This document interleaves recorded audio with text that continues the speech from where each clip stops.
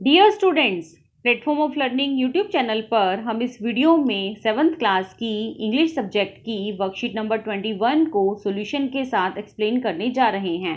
Video को पूरा ज़रूर देखें और यदि आपने अभी तक चैनल को सब्सक्राइब नहीं किया है तो इसे सब्सक्राइब ज़रूर कीजिए। तो चलिए स्टार्ट करते हैं वर्कशीट नंबर 21। ब्रिंगिंग अप कारी। This is a story about the friendship between a little boy and A baby elephant. यह कहानी एक लिटिल बॉय और बेबी एलिफेंट की फ्रेंडशिप की कहानी है कि उनके बीच में किस तरह से फ्रेंडशिप है। The writer was 9 years old when he got 5 months old कारी। राइटर उस समय सिर्फ 9 years का था जब उसे 5 महीने का छोटा कारी मिला। यहाँ पर कारी जो है वह एक बेबी एलिफेंट का नाम है। Although Kari did not eat much, उस टाइम पे कारी बहुत ज़्यादा नहीं खाता था। He needed 40 pounds of twigs every day to chew. Twigs का मतलब होता है टहनियाँ और च्यू का मतलब होता है चबाना। उसे 40 pound मतलब टहनियाँ चाहिए होती थी हर रोज़ चबाने के लिए एंड प्ले विथ, और उनके साथ खेलने के लिए। Every morning the child took Kari to the river for his bath.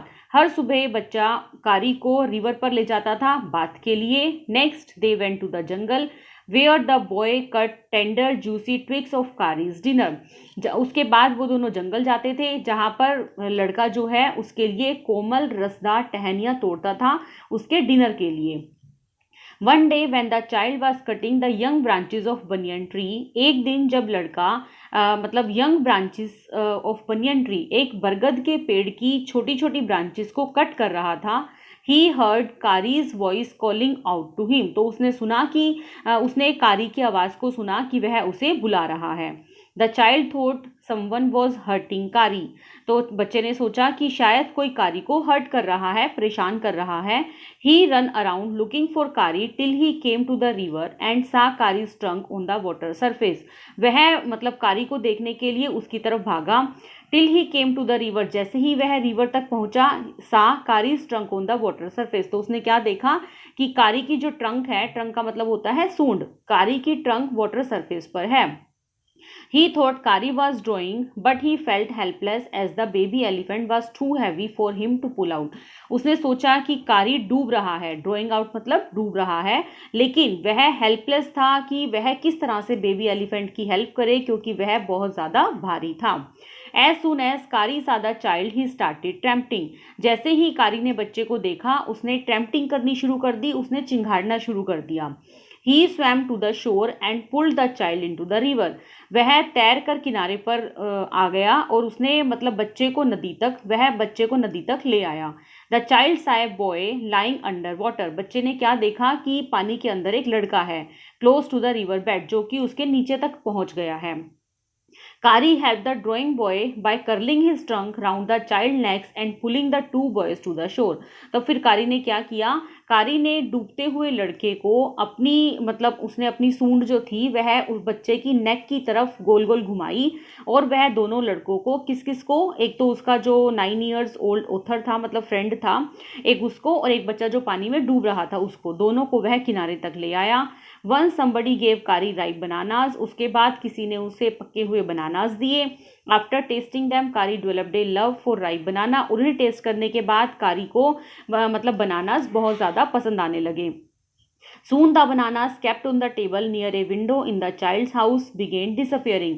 और जल्दी से ही फिर बनाना जो थे, जो उसकी विंडो के पास एक टेबल पर रखे हुए थे चाइल्ड के घर में, वह डिसअपियरिंग हो गए, मतलब वह गायब हो गए। क्यों गायब हो गए? क्योंकि वह सब कारी ने खा लिए थे। The child's parents first blamed the servant. पहले तो चाइल्ड के पेरेंट ने सर्वेंट को ब्लेम किया, नौकरों को ब्लेम किया कि उन्होंने बनाना खाए हैं। And then child for eating all the bananas, और उसके बाद अपने बेटे को डांटा कि तुमने बनाना खाए हैं। हाउएवर द नरेटर कोट कारी स्टीलिंग वन डे, और एक दिन फिर नरेटर ने देखा कि कारी बनाना चोरी कर रहा है। And gave him a good scolding, और उसने उसे एक डांट लगाई।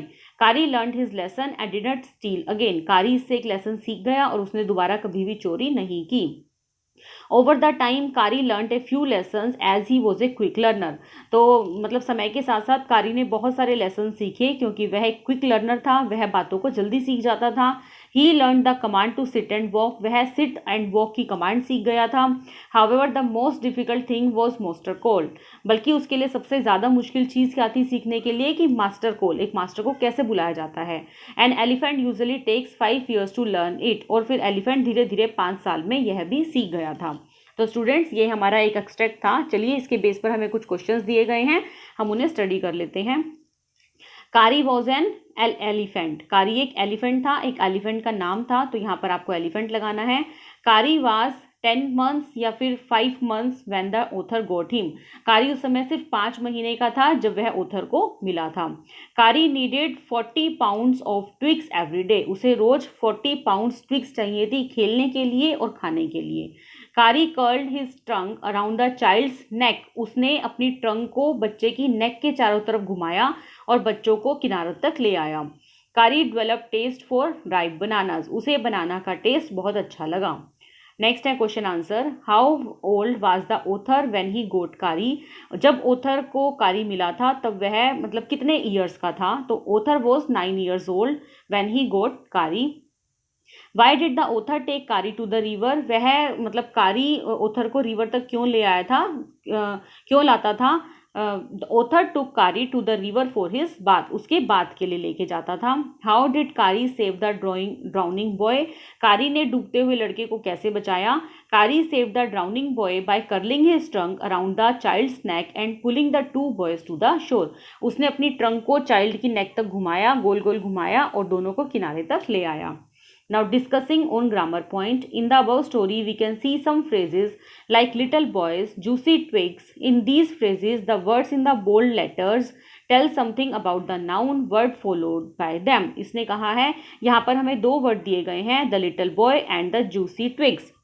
यहाँ पर जो बोल्ड लेटर्स हैं, बोल्ड लेटर कौन से हैं यहाँ पर देखिए, लिटल और जूसी, तो ये दोनों क्या है, एडजेक्टिव हैं।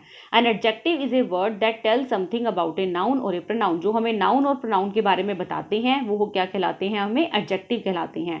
फॉर एग्जाम्पल गुड पीपल, तो गुड क्या है, adjective. Blue car, blue is adjective. Heavy box, heavy is adjective, etcetera. तो देखिए यहाँ पर आपको कुछ वर्ड्स दिए गए हैं, आपको वो फिल करने हैं। रफ, रफ का मतलब होता है खुदरा। स्वीट मतलब मीठा। राइप मतलब पके हुए। ब्रेव मतलब बहादुर और सोर मतलब खट्टा। तो सोर पिकल, पिकल मतलब होता है अचार, अचार हमेशा खट्टा होता है, तो लिखिए सोर पिकल। रफ सरफेस, सरफेस मतलब सतह, खुदरी सतह। स्वीट मिल्क, मिल्क मीठा होता है तो स्वीट मिल्क। बनानास पके हुए होने चाहिए तो ripe bananas. Brave boy, boy बहादुर है तो ब्रेव बॉय। तो स्टूडेंट्स ये था हमारी वर्कशीट का पूरा सॉल्यूशन। उम्मीद है आपको ये वर्कशीट बहुत अच्छे से समझ में आ गई होगी। फिर भी यदि आपको कोई डाउट है या कोई क्वेरी है तो वीडियो के कमेंट सेक्शन में ज़रूर पूछिए, मैं आपके कमेंट्स का जल्दी से जल्दी रिप्लाई करने की कोशिश करूँगी। वीडियो को लाइक और अपने फ्रेंड के साथ शेयर ज़रूर कीजिए। Thanks for watching, have a nice day.